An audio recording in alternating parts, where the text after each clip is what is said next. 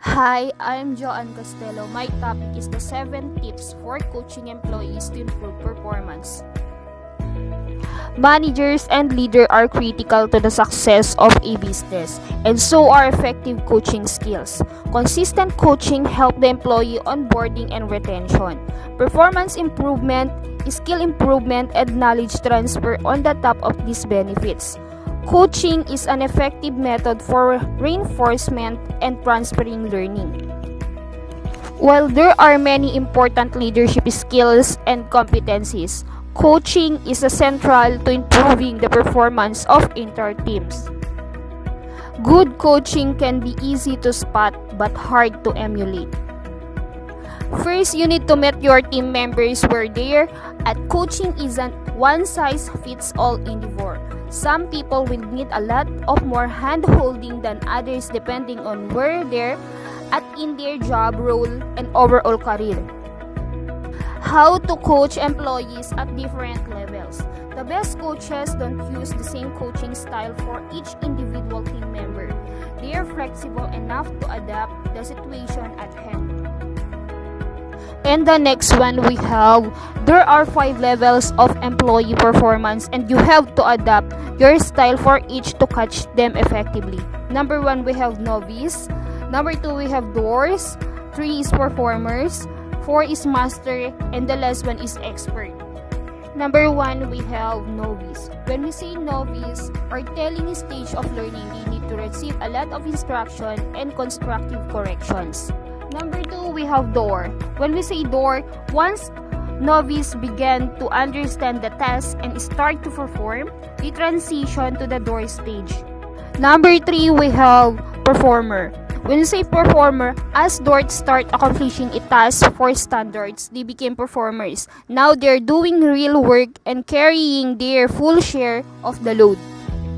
Number 4, we have master. When we say master, performers may continue to grow on the job and reach the master stage. At this point, they can not only accomplish tasks to the standard, they can do so efficiently and effectively. Number 5, we have expert. Experts are valuable members of the team, and they become frontline team leads. Experts don't need a lot of direction, they're highly self-sufficient. The next one, we have 7 coaching tips for managers and leaders. Number 1, we have ask guiding question. Open-ended guiding question lead to more detailed and thoughtful answer, which lead to more productive coaching conversation. As a manager or leader, it is critical that you develop a strong relationship with your employees. This will help you to determine if your employees are curious, have the capacity to perform and improve, and what kind of attitude they have towards their work. Number 2, we have recognize what's going well. Coaching will require a balance of criticism and praise. If your coaching conversation are completely focused on what not working and what the employee has to do to change, that's not motivating, it's demoralizing.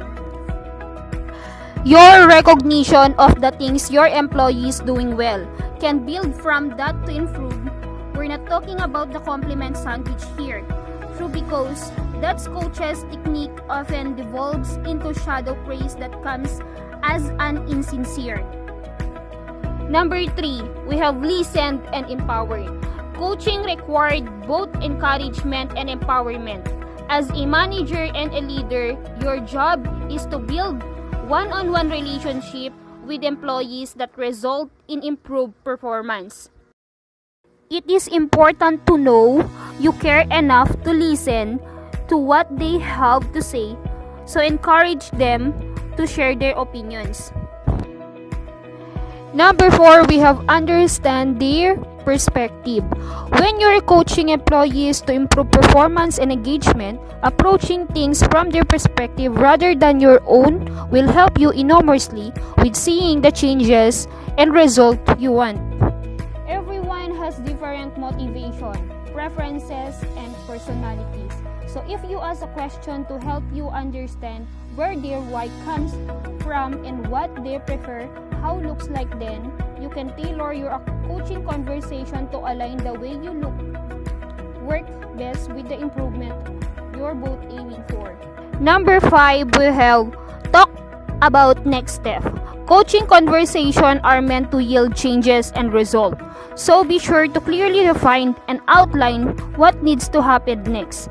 This will ensure you and your employees are on the same page with expectation and provide them with a clear understanding of a practical steps that can take to make changes and improve.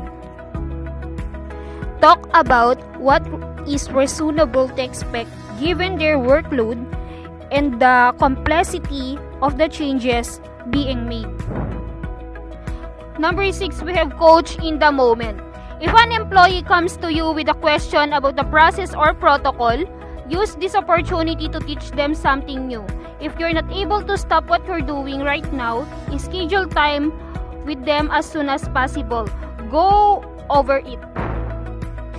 Better yet, keep a weekly one-on-one meeting schedule with each employee so you can go over questions and issues regularly while maintaining productivity.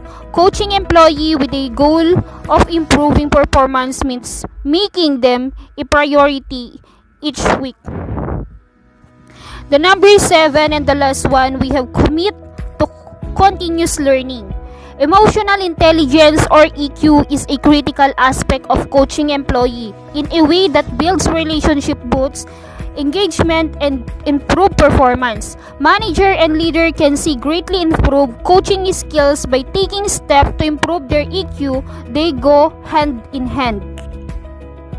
Show your employees that you don't just want them to do better, so you look better, but you're actively interested in their career, accomplishment, and professional success. And that's all. Thank you.